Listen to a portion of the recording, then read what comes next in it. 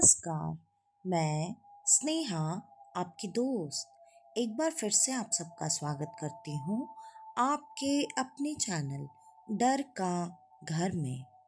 आज जो कहानी मैं आप सबके लिए लेकर आई हूँ, हमेशा की तरह उस कहानी की तरफ आगे बढ़ने से पहले मैं मेरे सारे दोस्तों को दिल से धन्यवाद देना चाहती हूँ।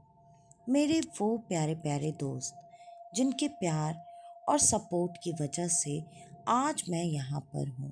मेरे उन दोस्तों में से कुछ दोस्तों के नाम हैं अमित जी, नवीन शर्मा जी, चिन्मय Tripathi ji, Ravi ji, golden screen cinema जी, रूबी जी, प्रियांशी जी, पूनम सैनी जी। उसके अलावा और अगर कोई दोस्त हैं जिनका मैं नाम नहीं ले पाई हूँ तो वो अपना नाम अपने कमेंट के माध्यम से और वो किस जगह से हमारी ये वीडियो देख रहे हैं और पसंद कर रहे हैं ज़रूर मेंशन करें। तो चलिए बढ़ते हैं अब आज की कहानी की तरफ। आज की कहानी है दिनेश जी की। दिनेश जी एक बहुत ही अच्छे और नेक दिल इंसान थे। पेशे से वो वकील थे। दिनेश जी अपने काम में बहुत बहुत ज़्यादा माहिर थे। वो अपने शहर के एक नामी गिरामी वकील में से आते थे। उन्होंने कभी भी ज़्यादातर अपने केस कभी नहीं हारे थे। और तो और दिनेश जी का एक और उसूल था, वो हर किसी की मदद करते थे, खास करके उनकी जिनको न्याय चाहिए होता था।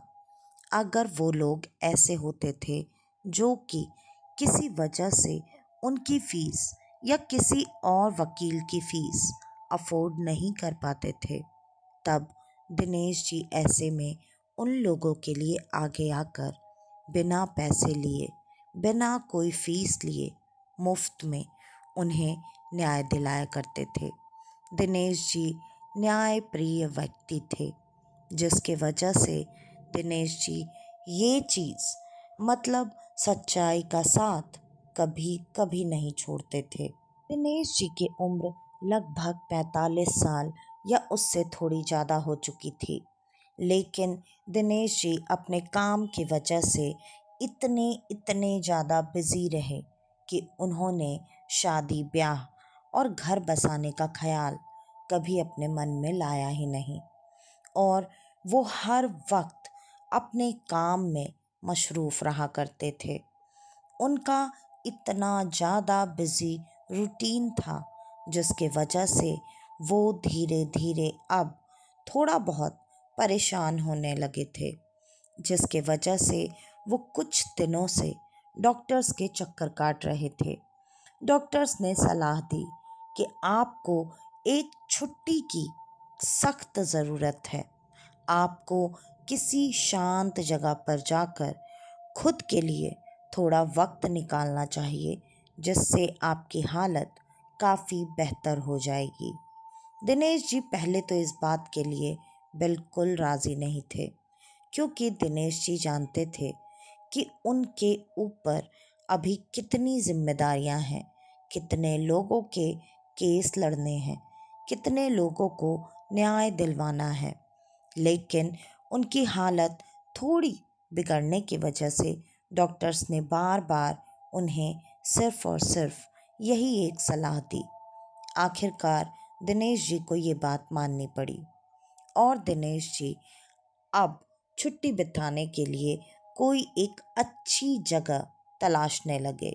डॉक्टर ने ही एक अच्छी जगह के बारे में उन्हें बताया, जो कि एक पहाड़ पर हिल स्टेशन था, जहाँ पर उन्हें जाने को कहा और कहा अगर आप वहाँ पर लगभग 1 महीना भी अगर रुक गए तो आपकी सारी परेशानियाँ, सारे दिमागी स्ट्रेस, सब कुछ पूरी तरह से ठीक हो जाएगा।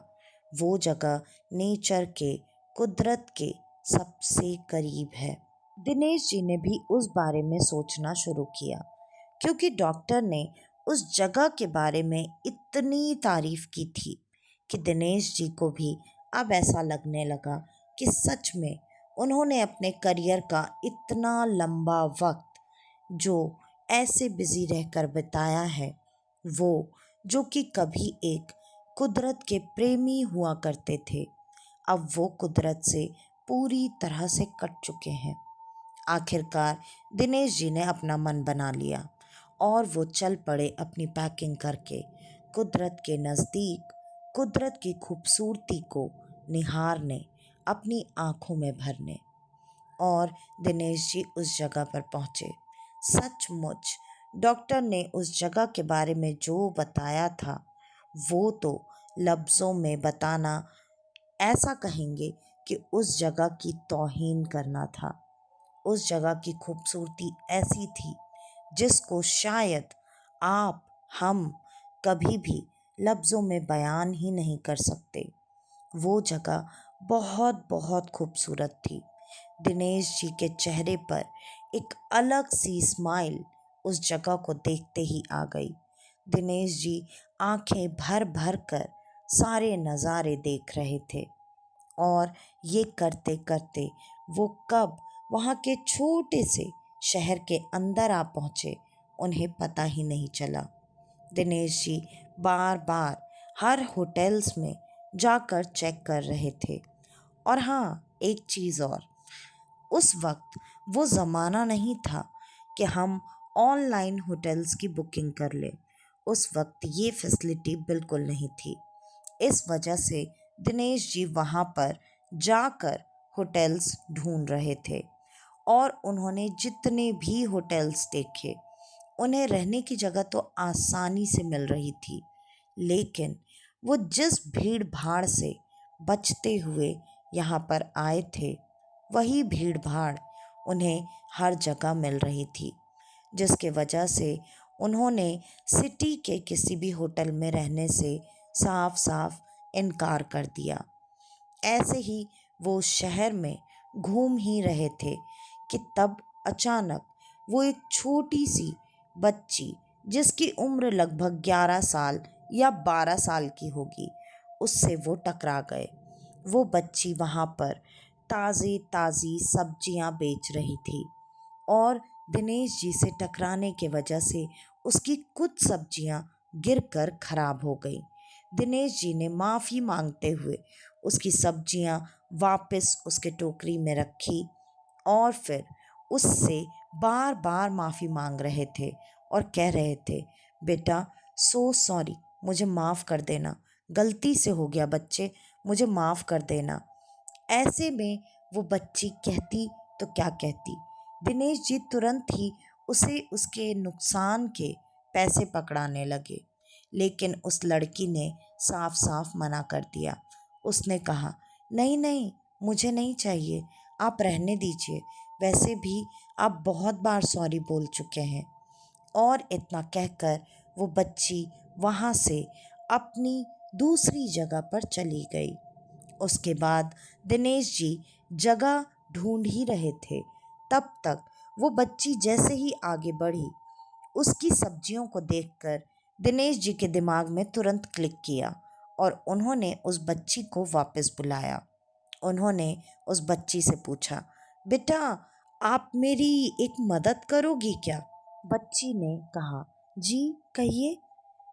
उसने तुरंत ही इतने प्यार से जवाब दिया कि दिनेश जी ने कहा, बेटा मुझे यहाँ पर रहने के लिए कोई अच्छी जगह चाहिए।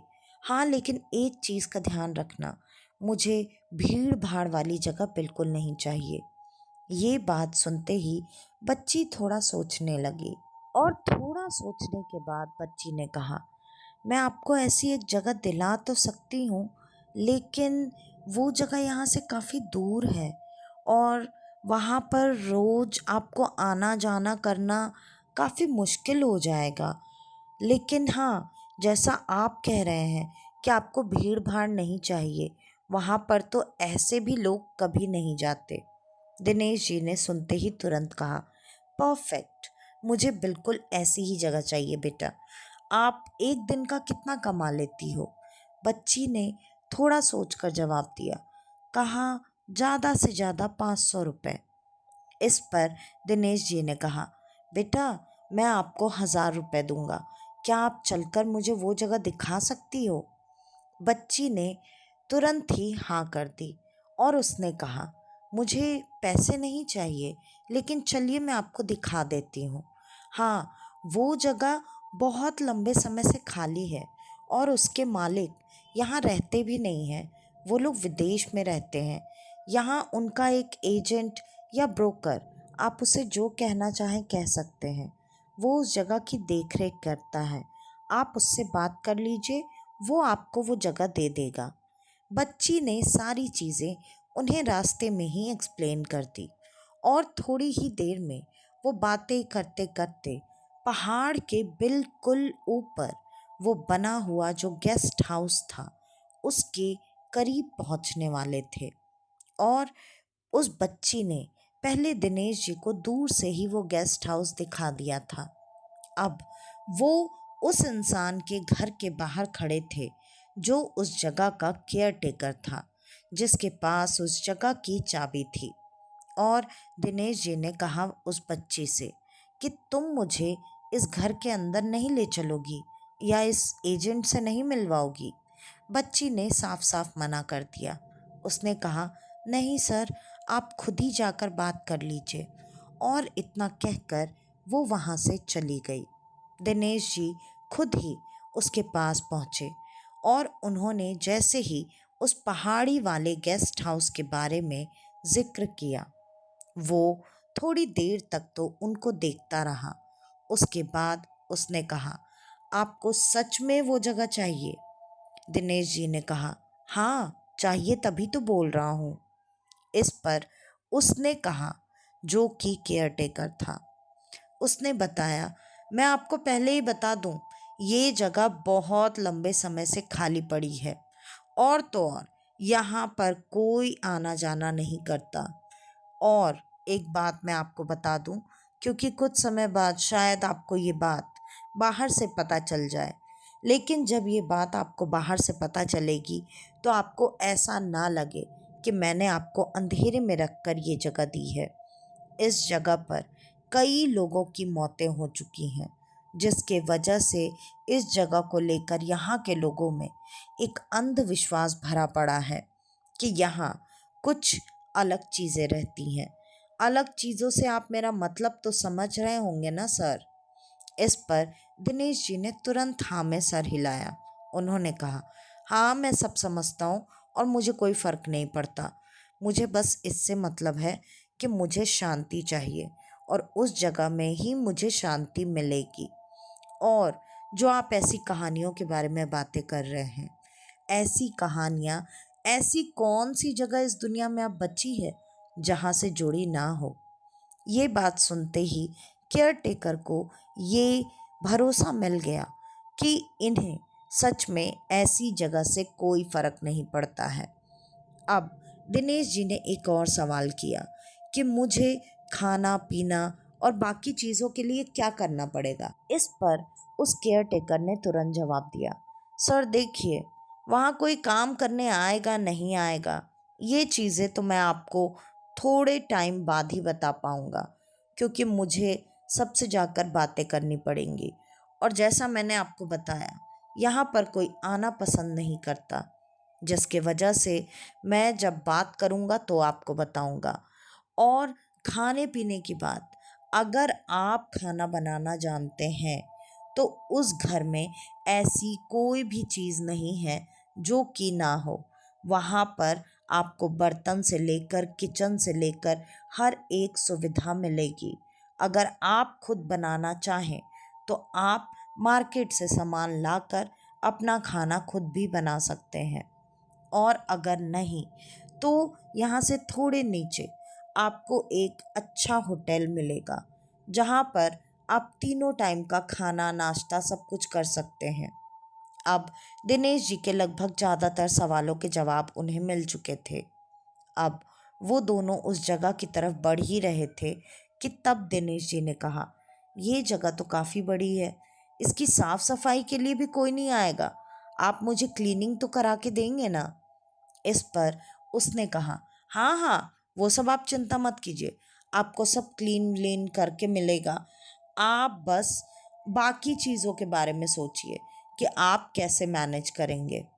तब दिनेश जी ने एक और सवाल किया, ठीक है, खाना वाना बनाने का तो मैं देख लूँगा, लेकिन इस जगह की साफ सफाई के लिए मुझे किसी की ज़रूरत तो लगेगी। आप एक बार बात करके मुझे बताइए। उसने भी हाँ में सर हिलाया और थोड़ी ही देर में उसने दिनेश जी को पूरी जगह दिखा दी। दिनेश जी को वो जगह बहुत पसंद आई और उसके बाद दिनेश जी ने थोड़ी देर उसी के घर पर वेट किया। लगभग 1 डेढ़ घंटे बाद ही उसने पूरा का पूरा गेस्ट हाउस चकाचक करके उन्हें वहाँ रहने के लिए चाबियाँ दे दी। दिनेश जी ने भी पेमेंट वगैरह सब कुछ किया और उसके बताए मुताबिक वो नीचे शहर में खाने पीने का सामान और बाकी की अपनी सारी ज़रूरत की चीज़ें लेने के लिए पहुँचे। वो जिस किराने के शॉप पर अपनी सारी चीज़ें ले रहे थे, जब दुकानदार ने ये नोटिस किया कि ये इंसान यहाँ का तो नहीं है और वो जो जो चीज़ें ले रहे थे वो काफ़ी महंगी चीज़ें थी और वो काफ़ी ज़्यादा अमाउंट में भी ले रहे थे, तुरंत उसने कहा, अरे मालिक, आप इतनी सारी चीज़ें ले रहे हैं, आप रह कहाँ रहे हैं? आप बोलिए तो आपको होम डिलीवरी भी करवा दूँ मैं।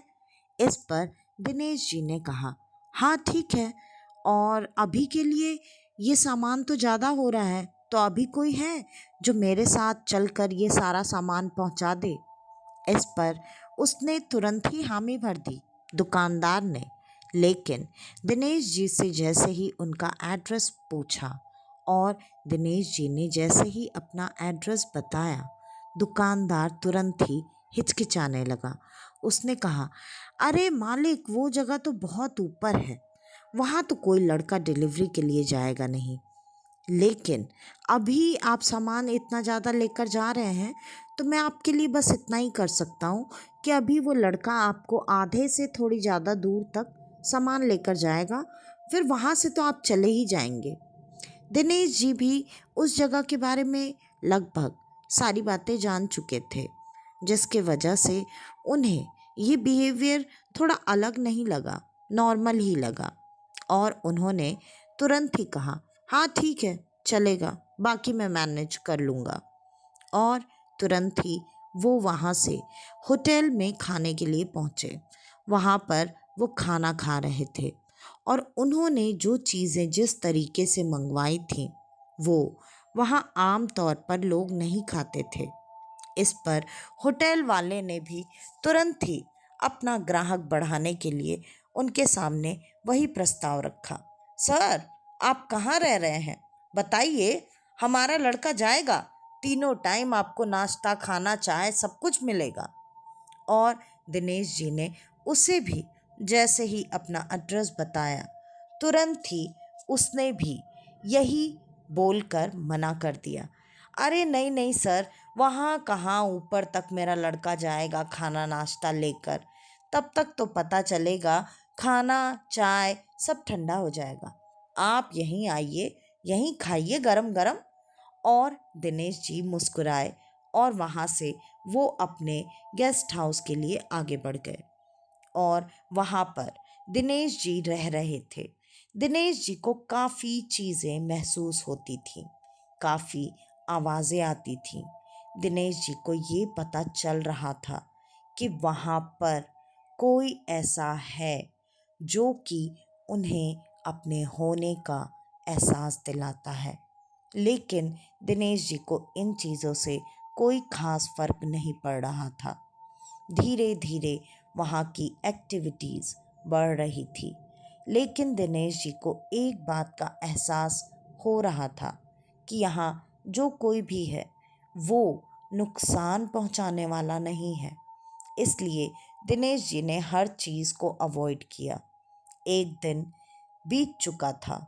दूसरे दिन दिनेश जी पूरे गेस्ट हाउस को देखना चाहते थे। वो 3 फ्लोर का गेस्ट हाउस था। नरेश जी तीसरे फ्लोर पर जाकर कुछ देख रहे थे। वहाँ पर बर्फ़ गिरी हुई थी, जिसके वजह से वहाँ की ज़मीन काफ़ी फिसलन वाली थी और दिनेश जी का पैर अचानक ही स्लिप हुआ। वो तीसरे माले से सीधे नीचे गिर गए। जब वो नीचे गिरे तब शायद उस झटके की वजह से वो बेहोश हो गए। जब उनकी आँख खुली तो वो अपने बिस्तर पर थे।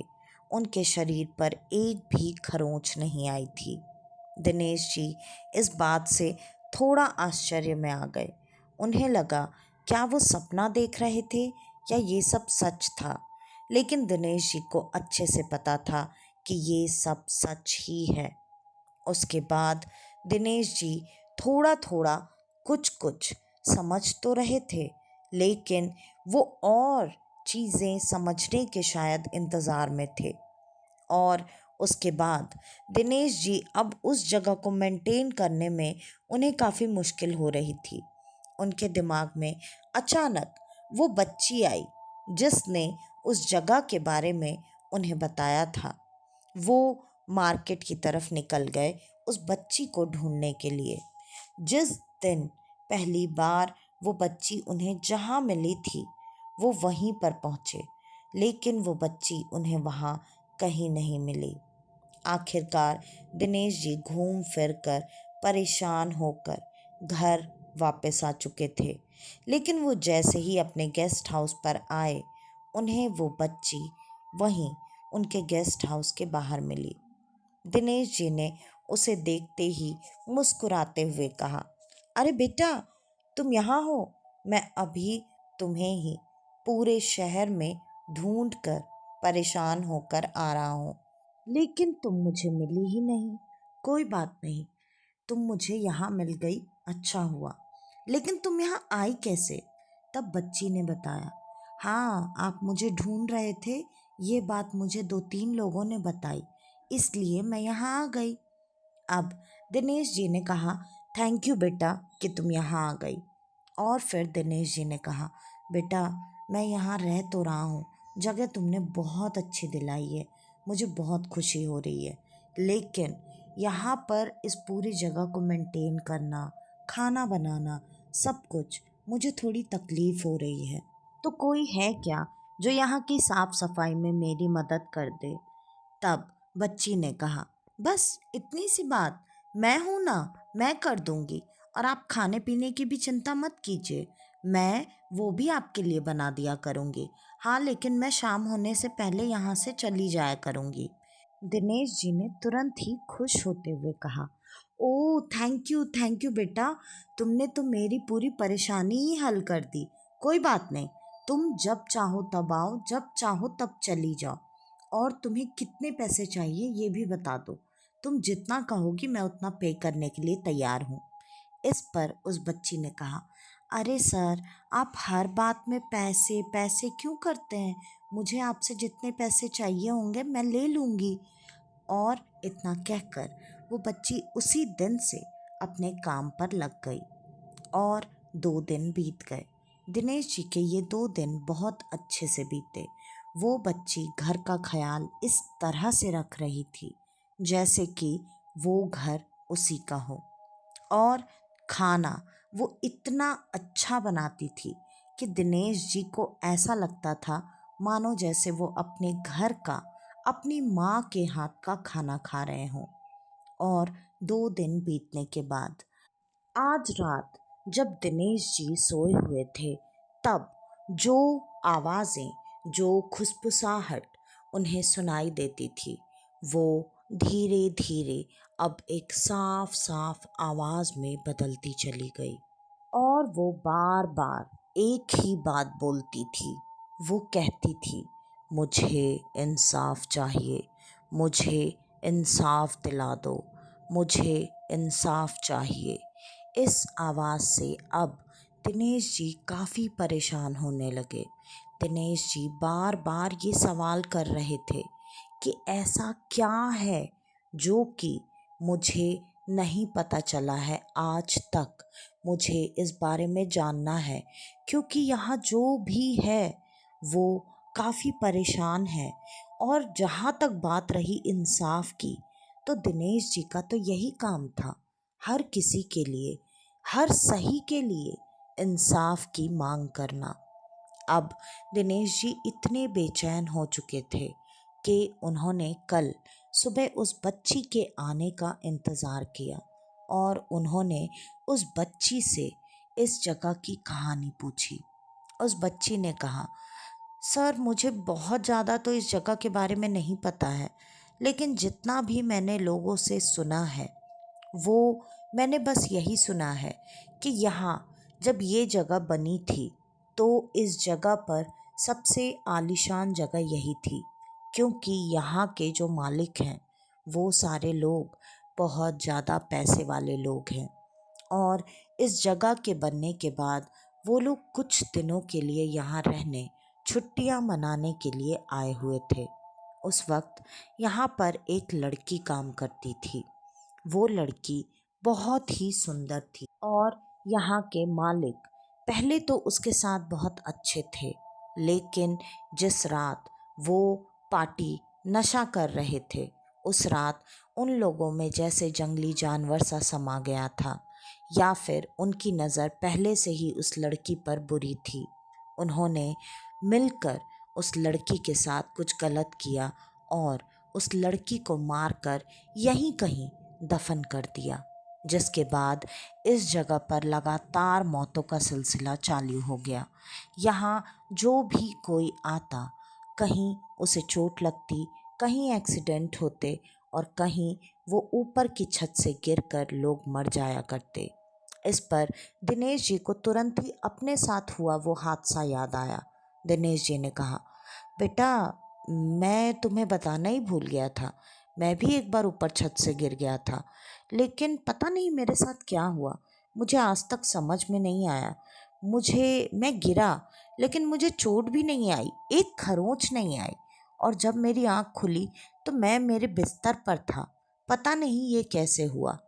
इस पर उस बच्ची ने एक इतनी बड़ी बात कह दी जो सुनकर दिनेश जी को भी लगा कि शायद वो सच कह रही है। उसने कहा, कभी भी अच्छे लोगों के साथ बुरा नहीं होता। और ये बात सुनकर दिनेश जी ने तुरंत ही कहा, और उस बच्ची की कहानी सुनते सुनते दिनेश जी की आंखें भर गई थी। ये बात उस बच्ची ने भी नोटिस की और वो आज का अपना काम खत्म करके चली गई। उसके बाद दिनेश जी रात में उसी बारे में सोच रहे थे, तभी दिनेश जी को वो आवाज़ साफ साफ सुनाई दे रही थी कि मेरी मदद करो, मुझे इंसाफ दिलाओ, मुझे इंसाफ चाहिए। अब दिनेश जी जबकि उसकी कहानी जानते थे, दिनेश जी ने तुरंत ही उससे कहा, बेटी मैं तुम्हारी सारी कहानी अब जान चुका हूँ, मैं तुम्हारी मदद सच में करना चाहता हूँ, दिल से करना चाहता हूँ, लेकिन मैं क्या करूँ मुझे बताओ, मुझे कुछ नहीं पता। लेकिन बार बार दिनेश जी को बस उतनी ही आवाज़ सुनाई देती रही और वो आवाज़ अब ऐसा था कि दिनेश जी कहीं भी जाते, किसी भी जगह पर होते, लगातार वो आवाज़, वो पुकार उनके कानों में गूंजती रहती, जिसके वजह से जो इंसान यहाँ रिलैक्स करने आया था वो अब पहले से ज़्यादा परेशान, दुखी और खोया खोया था, जिसकी वजह से दिनेश जी के साथ रोज रोज हादसे होने लगे। और उन सारे हादसों में दिनेश जी इस तरीके से बचते जैसे कोई सच में उनकी मदद कर रहा हो। दिनेश जी अगर गिरते तो कोई उन्हें तुरंत संभाल लेता। दिनेश जी अगर अचानक गाड़ी के सामने आते तो कोई उन्हें तुरंत खींचकर सड़क के किनारे कर देता। और जब जब दिनेश जी आसपास देखते तो उनके आसपास कोई भी नहीं होता। अब दिनेश जी को ये बात साफ साफ पता चल चुकी थी कि जो हादसा उनके साथ दूसरे दिन पर हुआ था, वो छत से गिरने का हादसा, उसमें भी उनकी मदद इसी बच्ची ने की थी। और अब जो भी उनके साथ हो रहा है, हर जगह वो बच्ची ही उनके साथ है, उनकी मदद करने के लिए।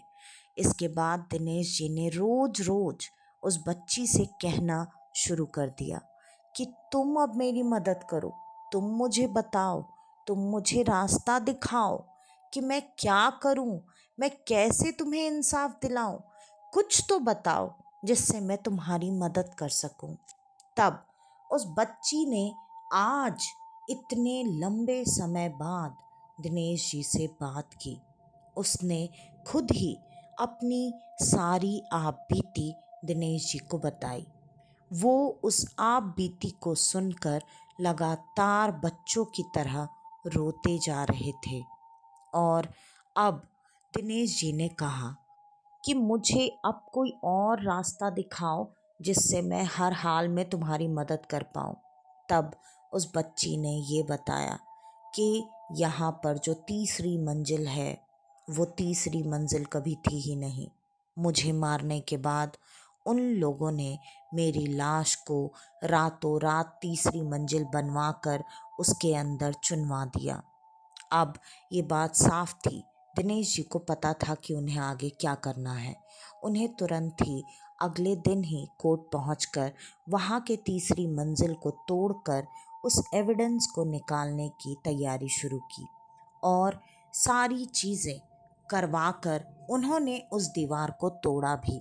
उस दीवार को तोड़ने के बाद जैसी कि उस प्रेत आत्मा वाली बच्ची ने बात बताई थी, वहाँ पर एक कंकाल मिला और उसके शरीर पर कुछ गहने थे जिससे ये पता चल रहा था कि वो लड़की है।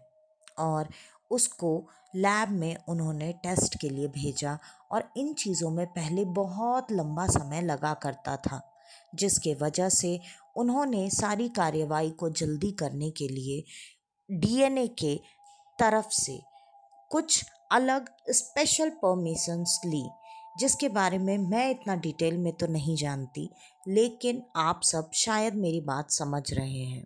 और उन्होंने विदेश में बैठे वहाँ के मालिकों को समन भेजा और वो मजबूर होकर इंडिया वापस आ गए। जब वो मजबूर होकर इंडिया वापस आए तब उन्हें कोर्ट में पेश किया गया, लेकिन अभी तक उनके पास मतलब दिनेश जी के पास कोई भी पुख्ता सबूत नहीं थे, जिसके वजह से वो एक हियरिंग में तो ऐसा लग रहा था बच कर निकल चुके हैं। लेकिन वहाँ के मालिक पैसे वाले थे। पैसे वालों का घमंड सर चढ़कर बोलता है। ऐसा ही कुछ उन लोगों के साथ भी था और उन लोगों ने तब आज की रात ये प्लान किया कि वो खुद के ही उस गेस्ट हाउस में जाकर दिनेश जी को उनके ज़िंदगी से मुक्त करवा देंगे, बिल्कुल वैसे ही जैसा कि उन्होंने उस छोटी बच्ची के साथ किया था। बस फिर क्या था, वो बच्ची तो इतने सालों से इसी दिन के इंतज़ार में थी। और वो जैसे ही घर के अंदर आए, घर के सारे खिड़की दरवाजे बंद हो गए और अचानक उस प्रेत आत्मा की हंसी, भयानक हंसी पूरे घर में गूंजने लगी। और वो सब समझ चुके थे कि शायद उन्होंने यहाँ आकर बहुत बड़ी गलती की है। दिनेश जी वहीं उन सब के सामने खड़े थे और वो चाह कर भी ना तो दिनेश जी की तरफ बढ़ पा रहे थे और ना ही उन्हें हाथ तक लगा पा रहे थे। तब एक आवाज़ आई कि आप यहाँ से चले जाइए सर। और इतना कहते ही जो रूप बच्ची का उनके सामने आया, वो देखकर दिनेश जी पूरी तरह से दहल चुके थे। वो वहाँ ज़मीन पर घुटनों के बल गिरकर लगातार रो रहे थे। लेकिन उसने वापस से कहा, आपने मेरी मदद कर दी, आपको मुझे जो इंसाफ दिलाना था आपने वो दिला दिया, अब आप यहाँ से चले जाइए। और इतना कहकर एक दरवाज़ा खुला। दिनेश जी पलट पलट कर उसे देख रहे थे। उनके आंसू रुकने का नाम नहीं ले रहे थे और वो तुरंत ही उस गेस्ट हाउस से बाहर निकले। उसके बाद उन्हें लगातार वो चीख पुकार, वो भयानक दर्द भरी आवाज़ें सुनाई देने लगी। दिनेश जी दरवाजे के इस पार बैठकर लगातार रो रहे थे। वो लगातार उन लोगों के मरने पे नहीं रो रहे थे, वो इसलिए रो रहे थे कि आज तक वो जिसे पहचान नहीं पाए, वो वही बच्ची थी जो उन्हें यहाँ इस जगह आने पर पहले दिन ही मिली थी और लगातार उनकी मदद कर रही थी, उनके घर आकर साफ सफाई वाली बनकर, उनका खाना बनाने वाली बनकर। दिनेश जी उस बच्ची के साथ अपना एक अलग जुड़ाव महसूस करते थे और दिनेश जी ने जब इस प्रेत आत्मा वाली बच्ची का चेहरा देखा तो वो कोई और नहीं, वो वही बच्ची थी। इससे दिनेश जी का दिल भर आया था। उसके बाद दिनेश जी उस जगह से चले गए और उस आत्मा की शांति उसी दिन हो गई थी। उसके बाद दिनेश जी ने बाकी के रिचुअल्स भी किए। उन्होंने एक बाप की तरह उस बच्ची के पूरे क्रियाक्रम और विधि पूर्वक अंतिम संस्कार किया और दिनेश जी अपने शहर वापस लौटे। और दिनेश जी के मन में जो शांति की कमी थी, वो शांति अब आ चुकी थी, क्योंकि आज दिनेश जी ने एक ऐसा ऐसा काम किया था, एक ऐसे इंसान को, या फिर यूं कहूँ कि एक ऐसी प्रेत आत्मा को मुक्ति दिलाई थी, इंसाफ दिलाया था, जिसके लिए इंसाफ कभी भी कोई भी किसी भी तरह से उसे दिला नहीं सकता था।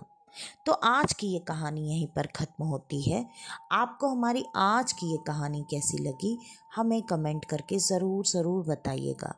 और अगर आपको हमारी ये कहानियाँ पसंद आती हैं तो ज़्यादा से ज़्यादा हमारी इन कहानियों को लाइक, शेयर और सब्सक्राइब करना बिल्कुल न भूलें। तो आज के लिए बस इतना ही। मैं स्नेहा, आपकी दोस्त, आज के लिए लेती हूँ अलविदा। वापस से आपसे मिलने आऊँगी और आप सबको लेकर जाऊँगी कुछ जाने अनजाने किस्से कहानियों के सफ़र पर, आपका अपना डर का घर में। तो तब तक के लिए नमस्कार।